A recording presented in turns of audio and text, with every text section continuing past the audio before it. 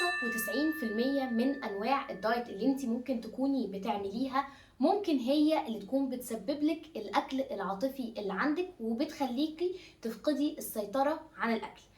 ازاي ده بيحصل وازاي نعالجه في خطوتين بس، ده اللي هنعرفه في فيديو النهارده. اهلا بيكي، معاكي دكتور نورهان لطفي، اخصائيه تغذيه حدسيه ضد الدايت، اللي بساعدك عن طريقها وبساعد الستات عن طريقها ان هم يتعالجوا ويتعافوا تماما من الاكل العاطفي، يوصلوا للوزن الطبيعي لجسمهم ولكن بدون اي نوع من انواع الدايت. وخلينا نبدا باول حاجه ما يعرفهاش ناس كتير، وهي بتيجي تبدا اي نوع من انواع الدايت بتبدا فتره وبتلاقي نفسها بعد شويه بتفقد السيطره.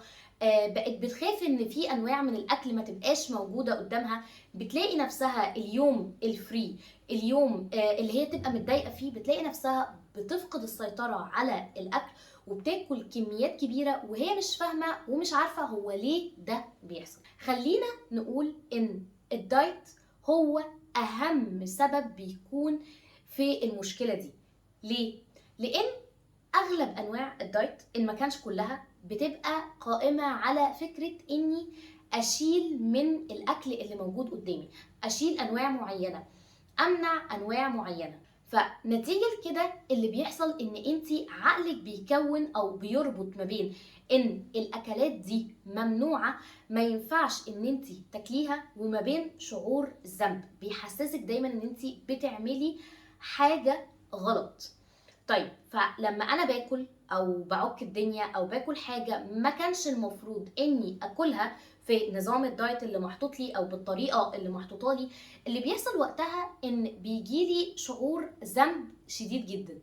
شعور الذنب ده احيانا كتير بيقلب معايا اني بهرب منه بالاكل، فبدخل في السايكل دي فيتكرر عندي شعور الذنب تاني، فاهرب منه من الاكل تاني، وهكذا، وافضل الف وادور في نفس النقطه دي بشكل كبير جدا ومش ببقى عارفه ان انا اوقفها. تاني حاجه بتحصل بتخلي ان الدايت يسبب لي اكل عاطفي، ان انا ممكن يكون عندي اكل عاطفي من البدايه، وهو ده كان السبب الرئيسي اللي زود الوزن عندي اصلا من البدايه.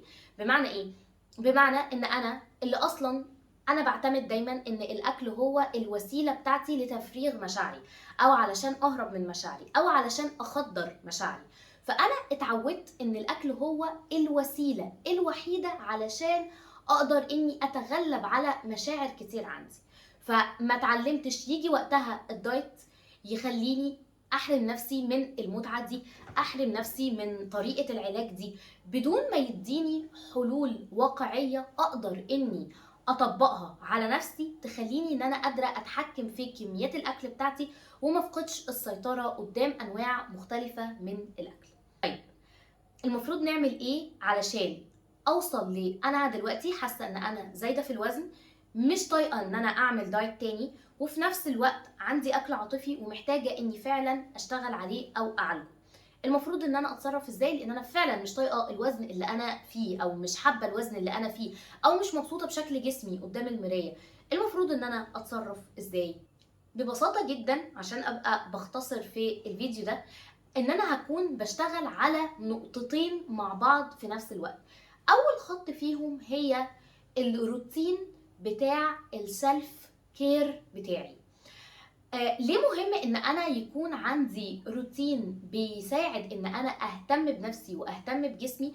لان جزء من الاكل العاطفي اللي عندي ان انا عندي مشاعر واحتياجات مش ملباه بالشكل الطبيعي او بالشكل الصح على مدار اليوم او على مدار الايام او على مدار السنين، فبلجأ دايما للاكل علشان هو يديني الاحتياج ده.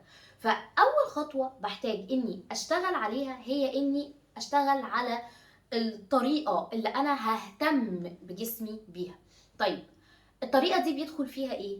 الطريقه دي بيدخل فيها نظرتك لنفسك. ده اول نقطه، ودي نقطه مهمه، لان عاده الاكل العاطفي بيجي من الطريقه اللي انا بتكلم بيها اصلا مع نفسي. فانا محتاجه في طريقه اعتنائي بنفسي ان انا اكون واخده بالي من النقطه دي. تاني حاجه، نظام الاكل اللي انا حطاه لنفسي. ما ينفعش اعالج الاكل العاطفي وانا شخص جعان. ما ينفعش اعالج الاكل العاطفي وانا شخص مش قادر ان هو يدي لجسمه ابسط الاحتياجات الغذائيه اللي هو محتاجها، لان وقتها حتى لو انا اشتغلت على المشاعر، في نقطه هترجعني دايما خطوات لورا، هي ان نظام اكلي مش مظبوط. فهو لوحده بيسبب لي شراهه، وبيسبب لي احتياج للاكل، وبيسبب لي ان انا اروح اكل كميات كبيره. فتاني خطوه بتبقى في الجزء بتاع العنايه بالذات، اني ابني نظام اكل مظبوط لجسمي. نظام اكل مظبوط يعني ايه؟ يعني النظام انا بدي لجسمي فيه الاحتياجات الغذائيه الكامله، بيضمن لي ان انا شبعانه بشكل كبير. وارجعي لفيديوهين 3 كده على النقطه دي، هتلاقيه بالتفصيل موجود عندك، هحطهولك في الديسكربشن بوكس. وتالت حاجه ان النظام ده يكون بيحترم الاحتياجات الغذائيه بتاعتي، بيديني البروتين الكافي، بيديني النشويات، بيديني الاحتياجات بتاعتي الكافيه من خضار ومن فيتامينات ومن غيره. تالت خطوه انا محتاجه اني اكون باخد بالي منها وانا ببني نظام العنايه بالذات، هي اني اشتغل على الافكار بتاعتي تجاه الاكل. جزء كبير جدا من الاكل العاطفي اللي بيحصل عندي بيحصل بسبب مشاعر الذنب اللي حوالين الاكل نفسه. ان انا بعتبر الاكل ده او انواع معينه من الاكل عباره عن محرمات، ما ينفعش اني اكلها، غير مسموح تماما ان انا احطها في بقي. فشعور العار والذنب الشديد جدا اللي بيحصل مع الاكلات دي بيخليني افقد السيطره واروح اخبي الشعور ده برضو بالاكل. فانا عايزه اعالج النقطه دي واشتغل على الافكار اللي ليها علاقه بالاكل نفسها. فدي تاني نقطه. طيب، فده كده الخط الاول. الخط التاني اللي بنمشي فيه علشان تقدري تشتغلي على الاكل العاطفي in deep details، هي ان انتي تفهمي هو الاكل بيديكي احتياج شكله عامل ازاي. بمعنى ايه؟ بمعنى الجسم بتاعنا او احنا لينا احتياجات نفسية معينة، ممكن ما كنش باخدها بالشكل المظبوط، او ممكن ما كنش اخدتها بالشكل الصحي اللي انا محتاجاه. فانا محتاجة اسأل نفسي، انا دلوقتي رايحة اكل وانا عارفة ان انا مش جعانة، وعارفة ان انا دلوقتي باكل وداخلة على نوبة اكل عاطفي، وايفن انا في نفس النوبة بتاعة الاكل العاطفي ومش قادرة اوقف نفسي. هحتاج ان انا اسال نفسي الكام سؤال دول، حتى لو النوبه راحت مني. هحتاج ان انا اسال نفسي السؤال ده: هو انا اكلت بالشكل ده ليه؟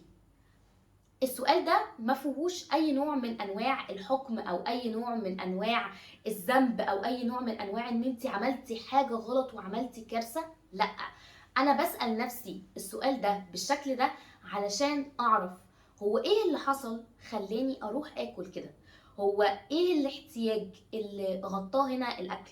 فممكن الاكل هنا كان نوع من انواع المكافاه، ممكن الاكل هنا كان نوع من انواع التسليه، ممكن الاكل هنا كان نوع من انواع احساس الامان، احتياجي للامان، فعايزه احس بالامان فباكل.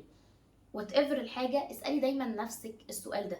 والقصه بدات منين؟ يعني الحكايه نفسها بتاعت الاكل، من امتى انا ابتديت اعتمد على الاكل ان هو اللي يديني الاحتياجات النفسيه بتاعتي؟ وقتها هتقدري ان انت تشتغلي على الاكل العاطفي، وتشتغلي على علاقتك نفسها بالاكل، ولكن بدون اي دايت. اللي احنا قلناه ده ما فيهوش اي شكل من اشكال الدايت، ولكن تنظيم للاكل علشان يخدم جسمك، مش بس عشان نزول الوزن، واللي وقتها بيحصل بصوره تلقائيه جدا جدا. لو انت وزنك ازيد من الطبيعي هينزل بصوره تلقائيه جدا لما نشتغل بالتدريج على ان احنا نعالج المشاكل دي. ولو انت حابه تشتغلي معايا in deep details بكل الخطوات على علاقتك بالاكل وعلى علاج الاكل العاطفي، فبقدم لك دعوه ان انت تنوريني في بروجرام بيبي جيرل لايف ستايل. البروجرام ده في الراوند الخامسه منه هنشتغل على بالتفصيل الممل على علاقتك بالاكل، على احترامك لجسمك، على روتين الاكل الثابت اللي انت محتاجاه، اللي يساعدك ان انت تتخلصي من شراهه السكريات والحلويات. هتشتغل على صورتك الجسديه والصوره اللي انت شايفاها لنفسك شكلها عامل ازاي، ان انت تتخلصي من مشاعر الذنب، الجلد الذات، العار اللي بتجيلك دايما مع اي نوع اكل بتاكليه، ان انت تبطلي تاكلي من ورا الناس في الدرة، ان انت تشتغلي على علاقتك بنفسك الحقيقية. وده اللي احنا بنشتغل عليه جوه في البروجرام. هسيب لك تفاصيل اللينك الخاص بالبروجرام وتفاصيل الحجز تحت في الديسكربشن بوكس. ولو عجبك الفيديو ده ما تنسيش تعملي له لايك، واستنيني في فيديو جديد عن الاكل العاطفي الليلي، واستنياكي في الفيديو الجاي. باي باي.